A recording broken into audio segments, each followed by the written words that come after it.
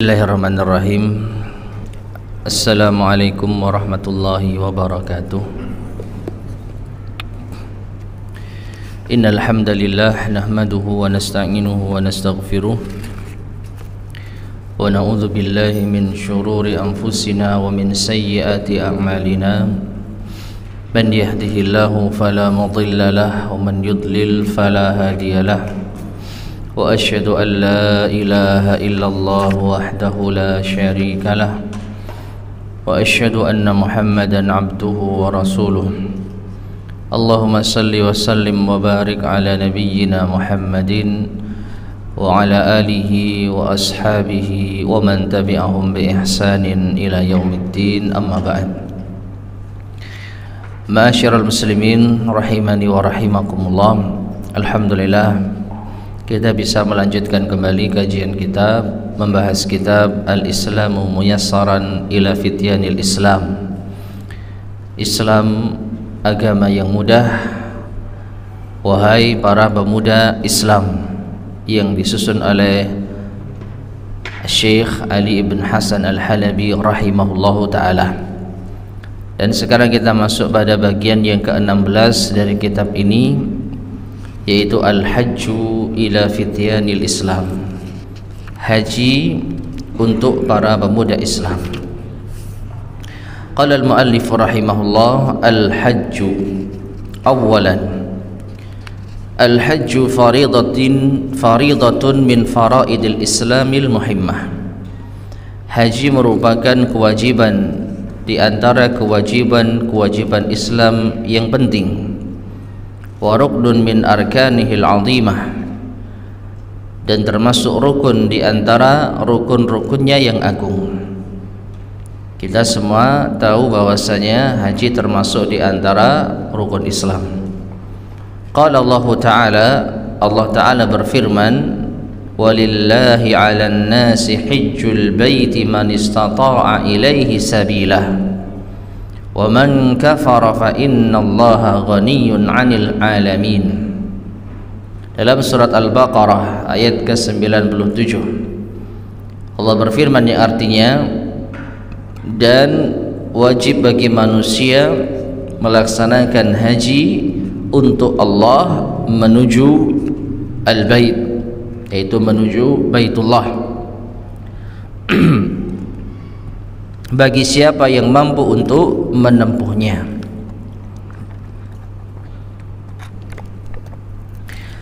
Dan barang siapa yang kufur, maka sesungguhnya Allah ghaniyun 'anil 'alamin, maha kaya, tidak butuh alam semesta.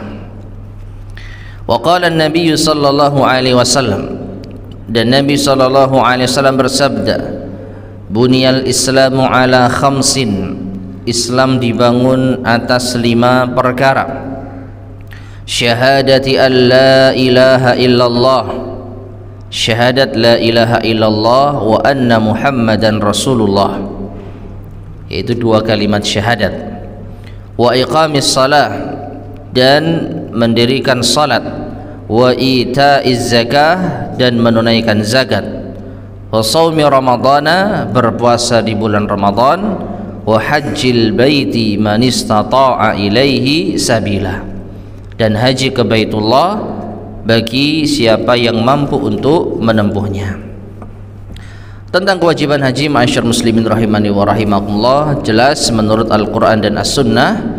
Bahkan tadi sudah disebutkan termasuk rukun Islam, yang artinya apabila seseorang mampu untuk melaksanakan ibadah haji tetapi tidak mengamalkannya, maka dipertanyakan keislamannya.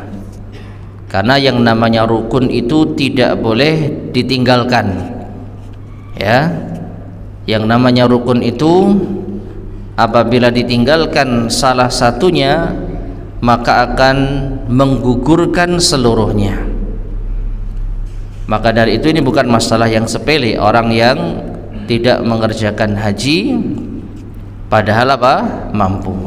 Adapun kalau tidak mampu haji, maka tentu tidak berdosa.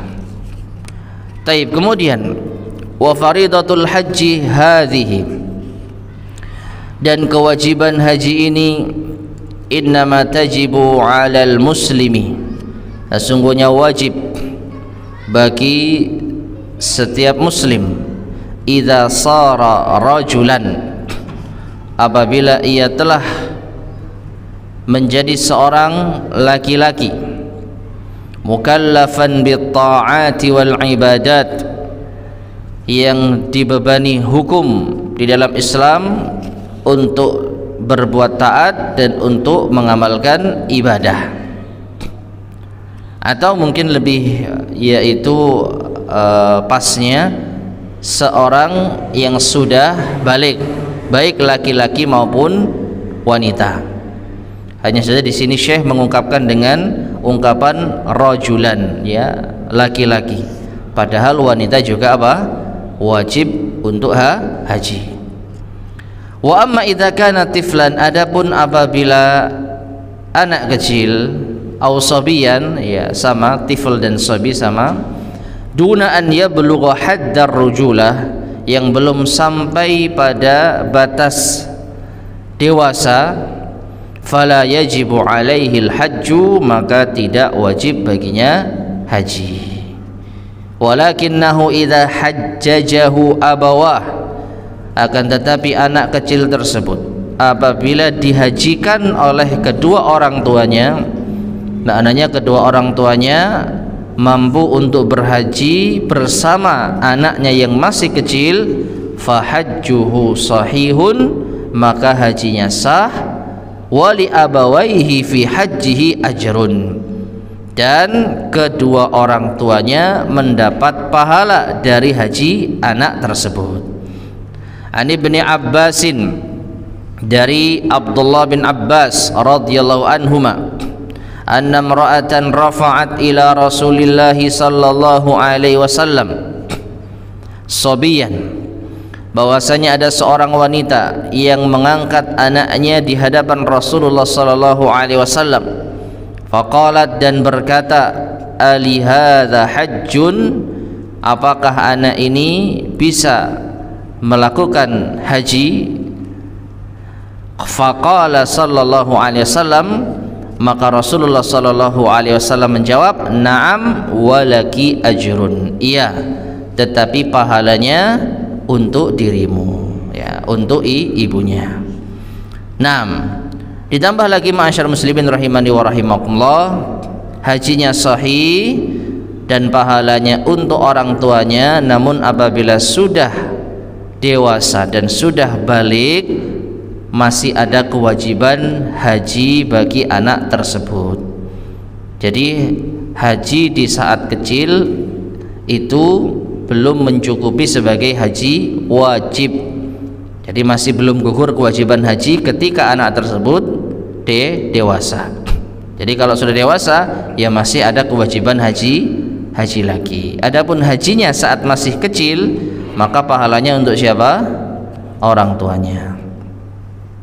Fa idza sara sabiyyu rajulan, nah ini, maka ketika anak kecil tersebut sudah menjadi laki-laki dewasa, wajib alaihi al-hajju bisyurutil mu'tabarah, maka wajib baginya untuk haji lagi dengan syarat-syarat yang telah diketahui. Nah, jadi kesimpulannya ma'asyar muslimin rahimani wa rahimakumullah, di antara yaitu hal yang kita ketahui bersama, kewajiban haji ini sama seperti yang lain, yaitu bagi yang sudah balik,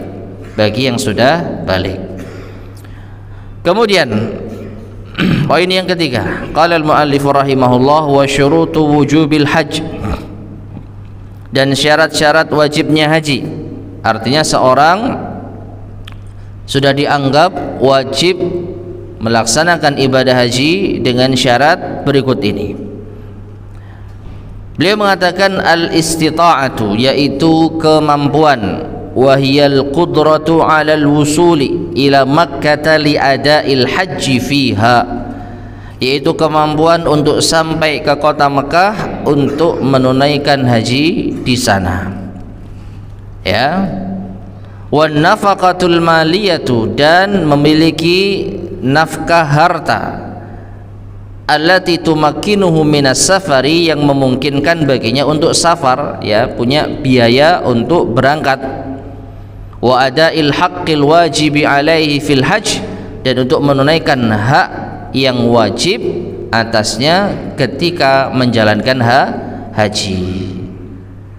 Jadi kemampuan itu mencakup kemampuan untuk bisa berangkat ke kota Mekah dan memiliki bekal di perjalanan hingga pulang, dan mencukupi kebutuhan yang wajib ditunaikan untuk keluarga yang ditinggalkan. Kalau seseorang hanya memiliki kemampuan untuk berangkat saja tapi pulangnya tidak, maka belum dianggap apa? Mampu. Ya, punya biaya untuk berangkat dan pulang tetapi tidak memiliki biaya untuk tinggal di sana, ya, sehingga mungkin akan mengandalkan bantuan yang tidak pasti atau bahkan waliyadzubillah meminta-minta, maka orang semacam ini juga belum dianggap mampu. Atau memiliki harta yang mencukupi untuk berangkat dan pulang dan tinggal di sana, tetapi tidak bisa mencukupi kebutuhan keluarga yang ditinggalkan, ya, maka ini juga belum dianggap mampu. Maka kemampuan itu terkait beberapa aspek yang disebutkan di sini. Dan yang tidak kalah pentingnya pula adalah mampu untuk sampai ke sana. Artinya apa? Orang punya dana, punya biaya, tapi ternyata jalur menuju kota Makkah itu tidak aman di saat itu, ya, tidak aman. Kalau di zaman dahulu mungkin lewat laut, lautnya rawan, yaitu bajak laut, atau lewat darat rawan perampokan, atau melewati negara konflik yang dikhawatirkan akan membahayakan keselamatan. Maka orang yang memiliki dana untuk berangkat dan pulang, dan juga untuk tinggal di sana, dan juga mampu memenuhi kebutuhan keluarga yang ditinggalkan, tapi tidak bisa menjamin keselamatannya di saat berangkat, maka ini juga belum dianggap mampu. Nah, taib. Wa hadza ma'na qaulihi subhanah, dan inilah makna dari firman Allah Subhanahu wa taala, man istata'a ilaihi sabila, bagi siapa yang mampu menempuhnya. Nah, di sini ada tambahan yang mungkin perlu untuk kita perhatikan, ya, yang tidak disebutkan oleh al-muallif rahimahullah, yaitu khusus bagi wanita dianggap mampu apabila dia haji bersama mahramnya.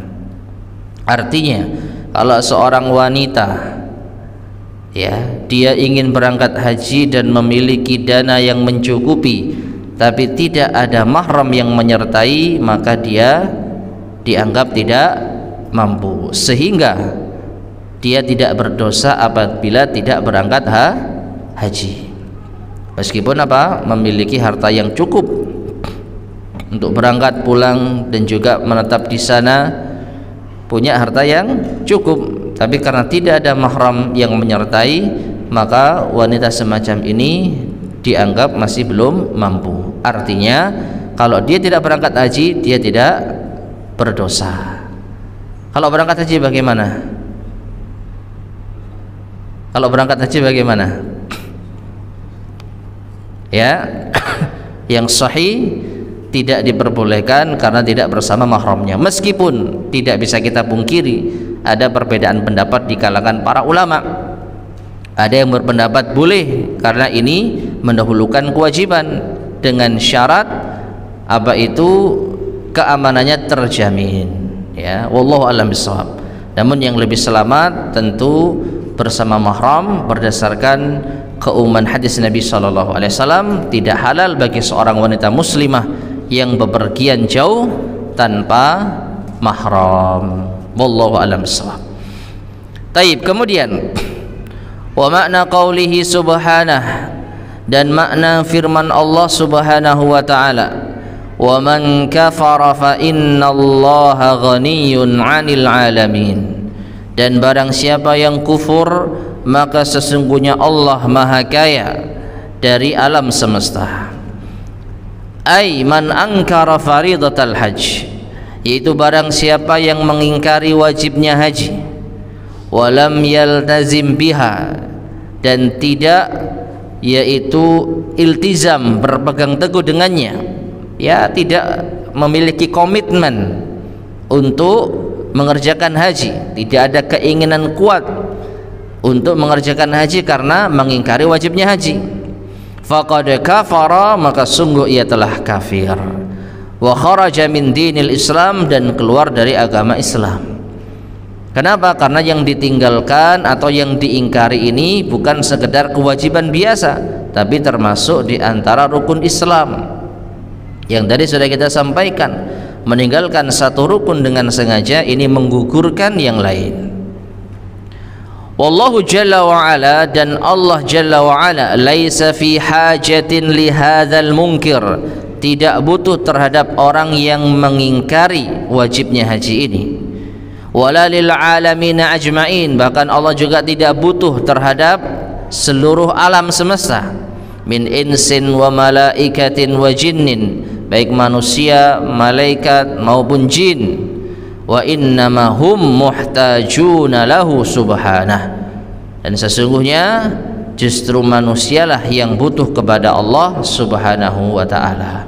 Wa huwal ghaniyyu anhum, dan Allah tidak butuh kepada mereka, ya. Jadi Allah sama sekali tidak dirugikan dengan adanya orang-orang yang mengingkari kewajiban haji, karena Allah tidak butuh mereka. Taib. Kemudian poin yang keempat, berkata al-muallif rahimahullah, wal hajju fil lughati huwal qasdu lisyai'i, dan haji dari segi bahasa adalah yaitu al-qasdu lisyai', bermaksud terhadap sesuatu, yaitu memiliki tujuan terhadap sesuatu.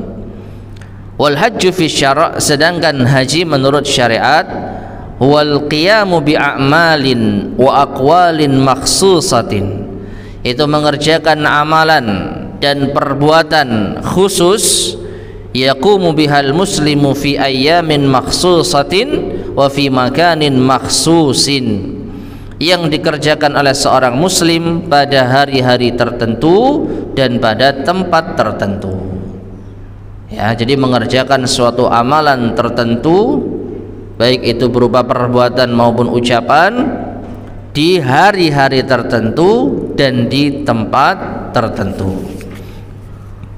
Amal a'malu, adapun amalan haji, fa ahammuha, maka yang paling penting, awalan atau alif yang pertama adalah al-ihramu bil hajj, yaitu melakukan ihram untuk haji. Wa huwa niyatul qalb, yaitu niat hati, al-azimatu, yang bulat, ya, tekad bulat, alal qiyami bi a'malil hajj, untuk mengerjakan amalan haji, ma'at talbiyati bih, dengan bertalbiyah, ya, dengan mengucapkan talbiyah.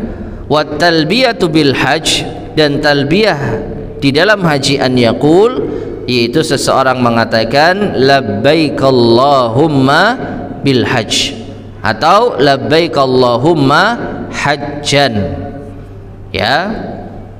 Ini adalah ihram, masuk niat untuk mengerjakan ibadah haji, diiringi dengan hati dan ucapan talbiyah.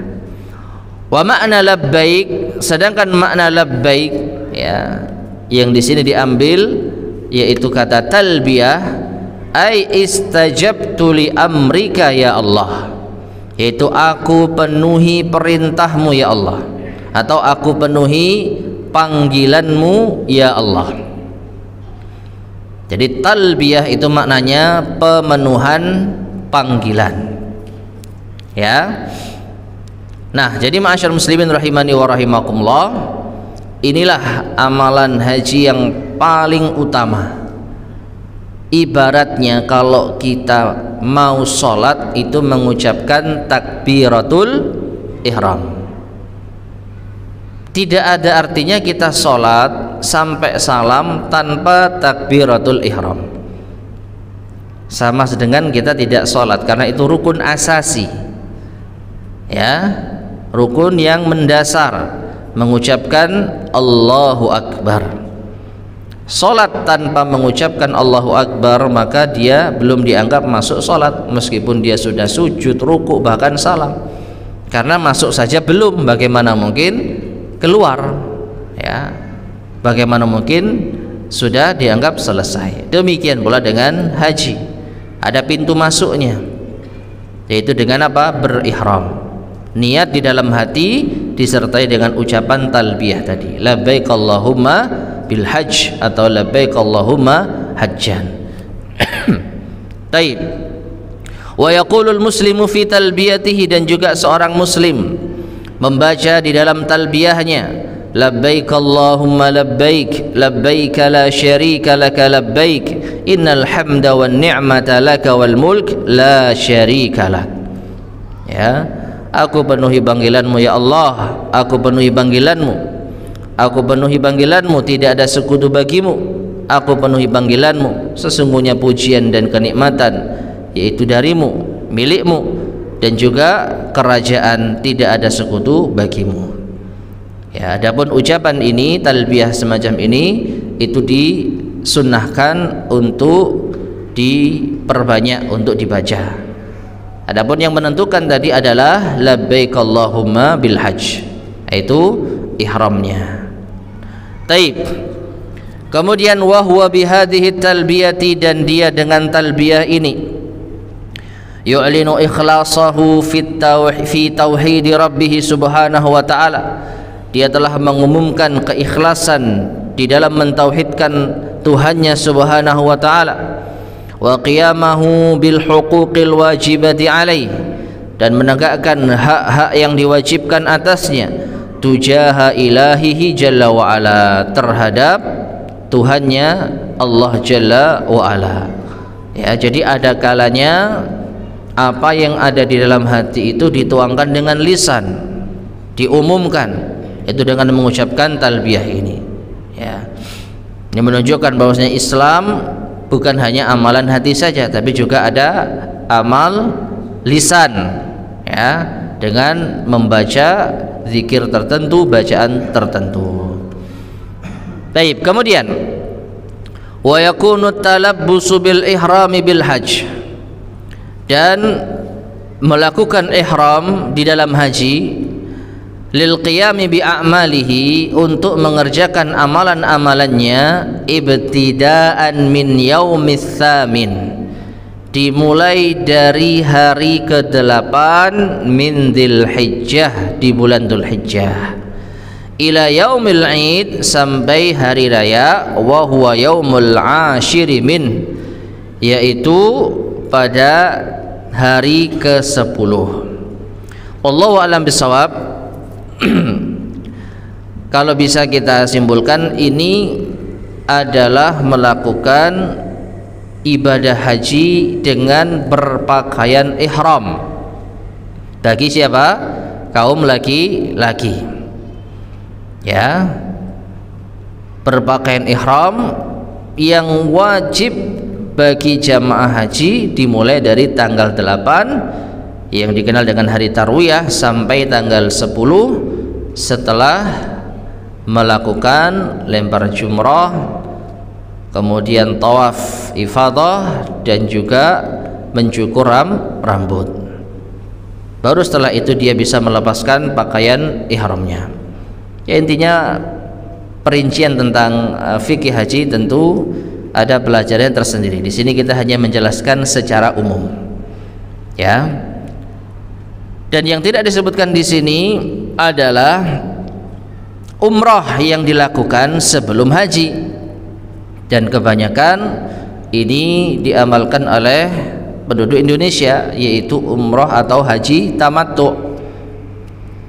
Haji tamattu yaitu dimulai dengan umrah di bulan-bulan haji sebelum tanggal 8 Dzulhijjah. Jadi ada ibadah umrah dulu, Setelah itu tahallul selesai, ya, menunggu di tanah suci sampai tanggal ke-8 baru pakai pakaian ihram lagi. Ya, itu tidak disebutkan di sini ya untuk umrohnya. Karena yang dibahas di sini adalah hajinya. Nah, demikian pula juga tidak dijelaskan di sini kalau hajinya haji qiran, yaitu yang menggandengkan antara haji dan umroh.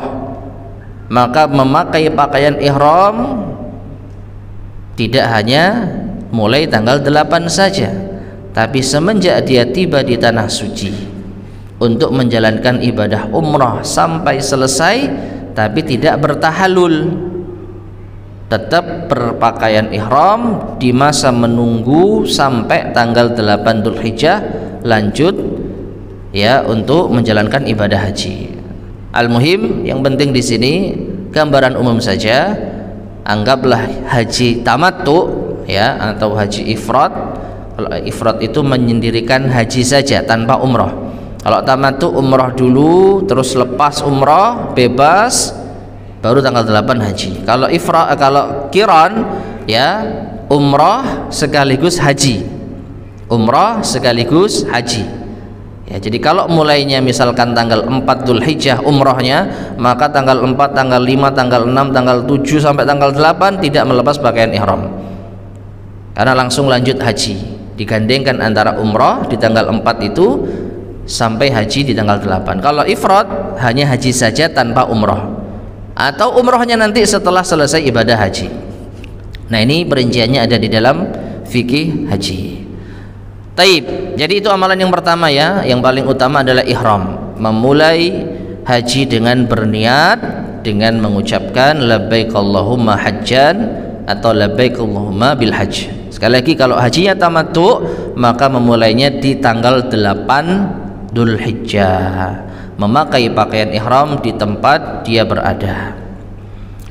Kemudian yang kedua, di antara amalan haji yang juga penting adalah at-tawafu bil Ka'batil musyarrafati. Tawaf di Ka'bah yang dimuliakan sab'a marratin, yaitu 7 kali. Ya. Yabda'u minal hajaril aswadi fi kulli marratin wa yantahi ilaih. Dimulai dari Hajar Aswad di setiap putarannya dan berakhir juga di Hajar Aswad. Wallahu ta'ala yaqul, dan Allah ta'ala berfirman, wal yattawafu bil baitil atiq, dan hendaknya mereka melakukan tawaf di rumah Allah yang lama, yaitu di Baitullah, di Ka'bah.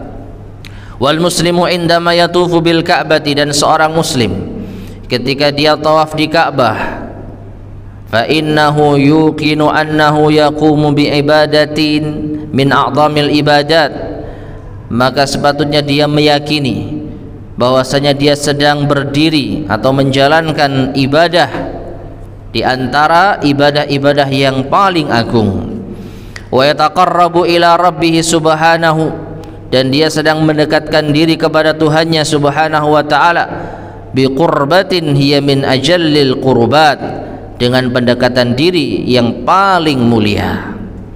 Wa anna hadzal amal al-ta'abbudiyya minhu, dan sesungguhnya menjalankan amalan ibadah tawaf ini la yajuzu fi ayyi makanin fid dunya, tidak boleh dilakukan di tempat manapun di dunia ini, kulliha, seluruhnya, illa fil Ka'batil musyarrafah, kecuali hanya di Ka'bah yang dimuliakan.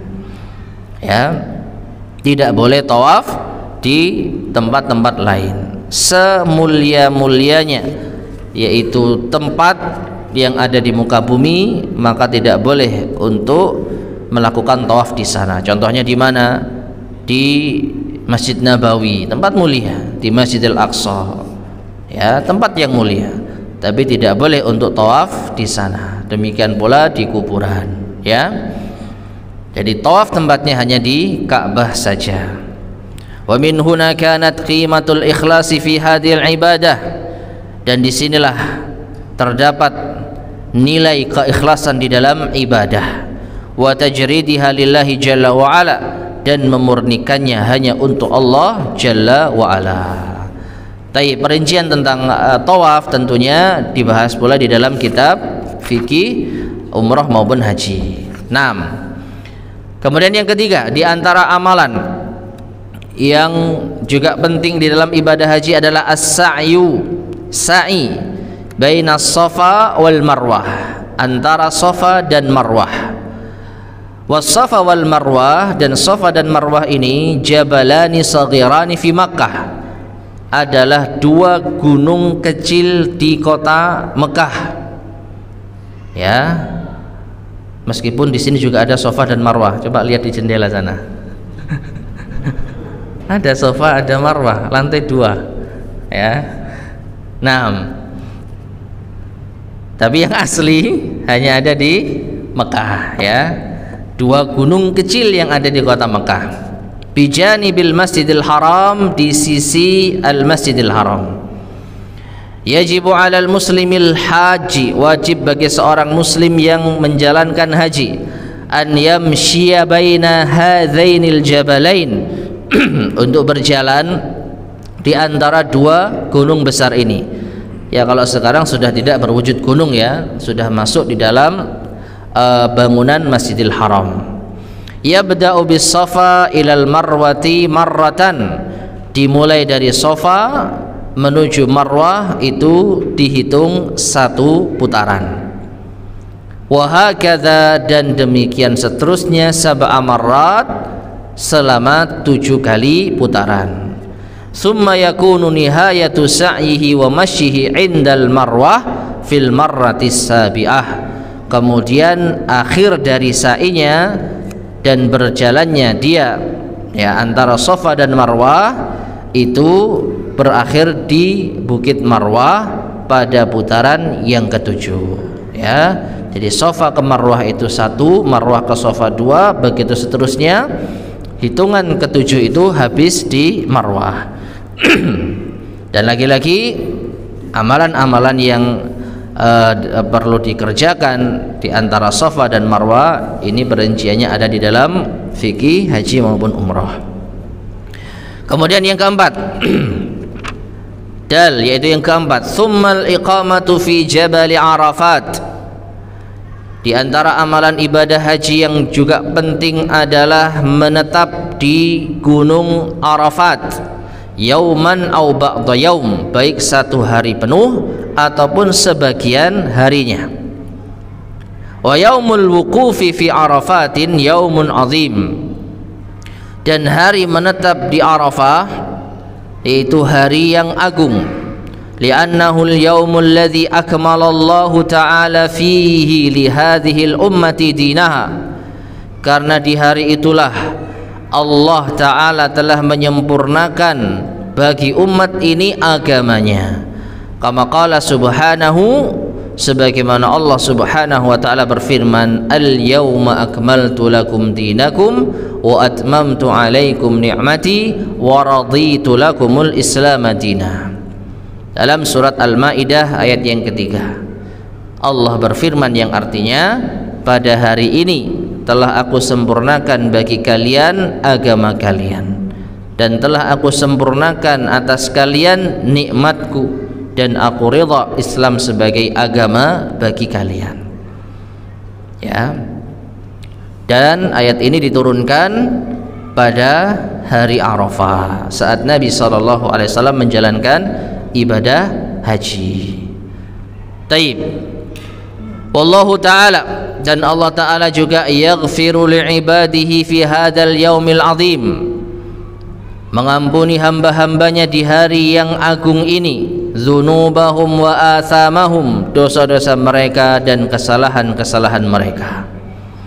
Wa yustahabbu lil muslimil haji, dan dianjurkan bagi seorang muslim yang menjalankan haji, an yukthira fi yaumi Arafah minat tahlil wa dzikri tauhid, untuk memperbanyak di hari Arafah tersebut membaca tahlil dan tauhid, ya.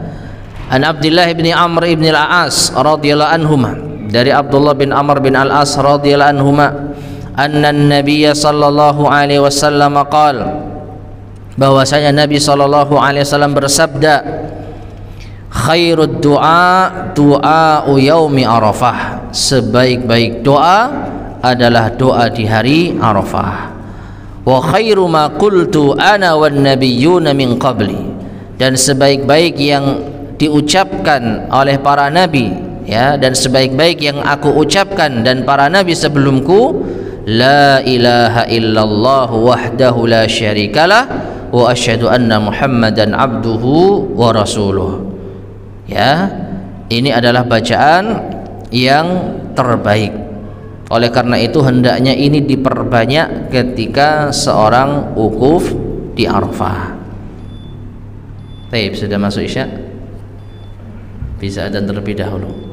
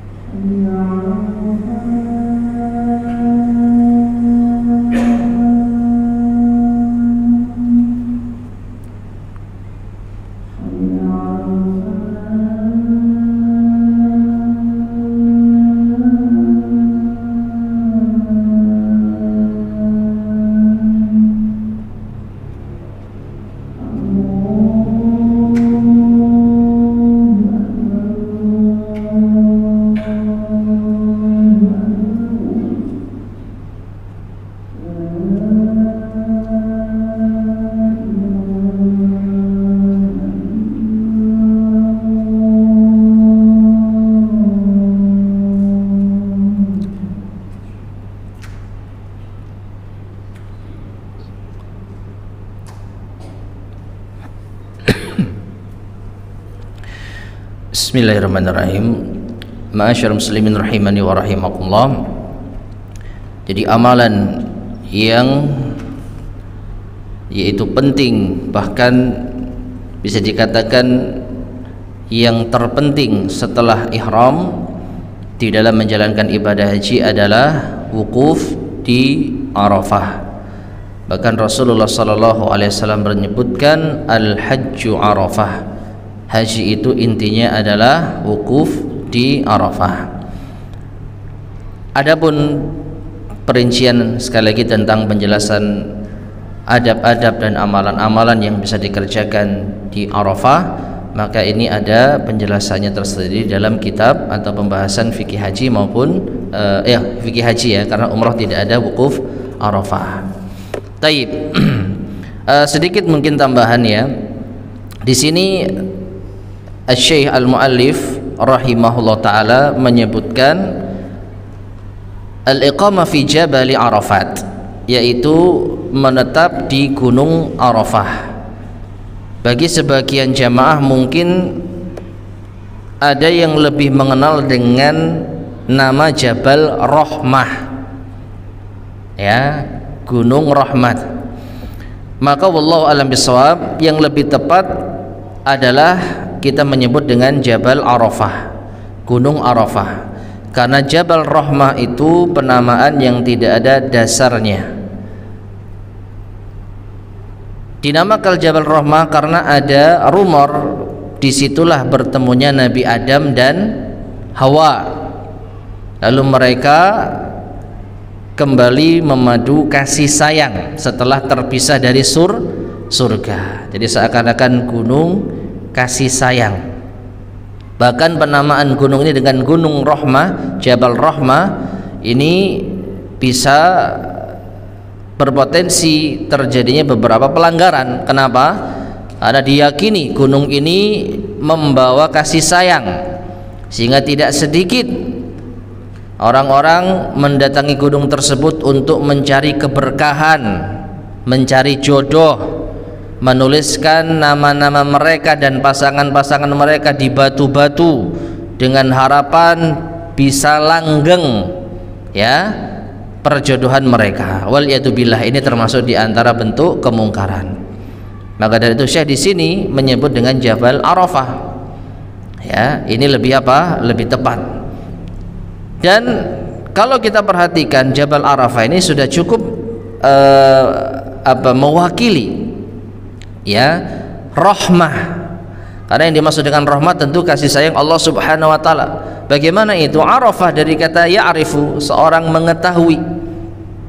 Maksudnya apa? Jamaah haji itu betul-betul mengetahui tentang kemuliaan hari tersebut, tentang keutamaan tempat tersebut, sehingga mereka mengenal rahmat Allah Subhanahu wa taala.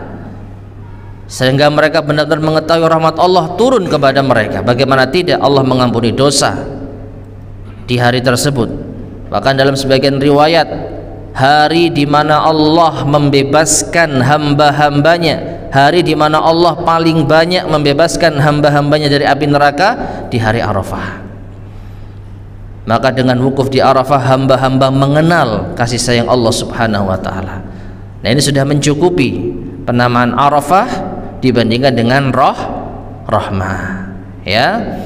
Nah, dan juga tidak kalah pentingnya bahwasanya wukuf itu di Arafah dan batasannya sudah jelas, ya, tidak harus di gunung tersebut. Bahkan termasuk kesalahan memaksakan diri untuk naik gunung melakukan wukuf di sana.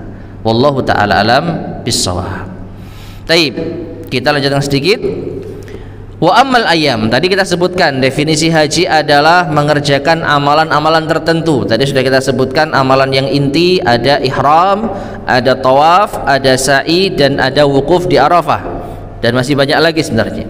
Adapun hari-hari tertentu, wa ammal ayyam allati yaqumul muslimu fiha bi a'malil hajj, hari-hari yang seorang muslim mengerjakan amalan haji, fahiya, maka itu pada hari al-yaumus tsaminu min syahri dzulhijjah, hari ke-8 di bulan Dzulhijjah, minas sanatil hijriyah, dari tahun hijriyah, wal yaumut tasi'u, dan hari ke-9, wal yaumul 'ashiru, dan hari ke-10, wal yaumul 11, wal yaumul 12, wal yaumul 13, hari ke-11, ke-12, dan ke-13.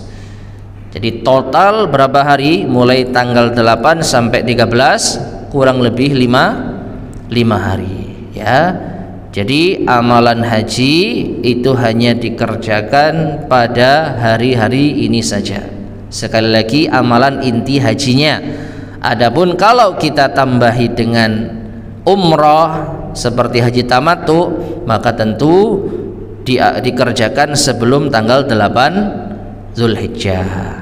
Dan ini kebanyakan yang diamalkan oleh kaum muslimin di Indonesia. Wallahu ta'ala alam shawab. Taib, ma'asyar muslimin rahimani wa rahimakumullah, kita cukupkan kajian kita di malam hari ini. Insyaallah akan kita lanjutkan pada kesempatan berikutnya membahas tempat, ya, tempat yang di sana diamalkan ibadah haji. Nah, sebelum kita akhiri, barangkali ada yang disampaikan. Tafadhal, silahkan.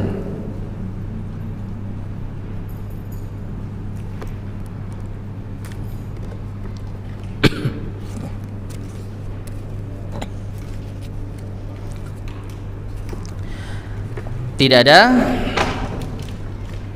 Baik, jika tidak ada kita cukupkan sekian, mudah-mudahan bermanfaat. Kurang lebihnya saya mohon maaf. Kita akhiri. Subhanakallahumma bihamdika asyhadu an la ilaha illa anta astaghfiruka wa atubu ilaik. Alhamdulillahirabbil alamin. Assalamualaikum warahmatullahi wabarakatuh.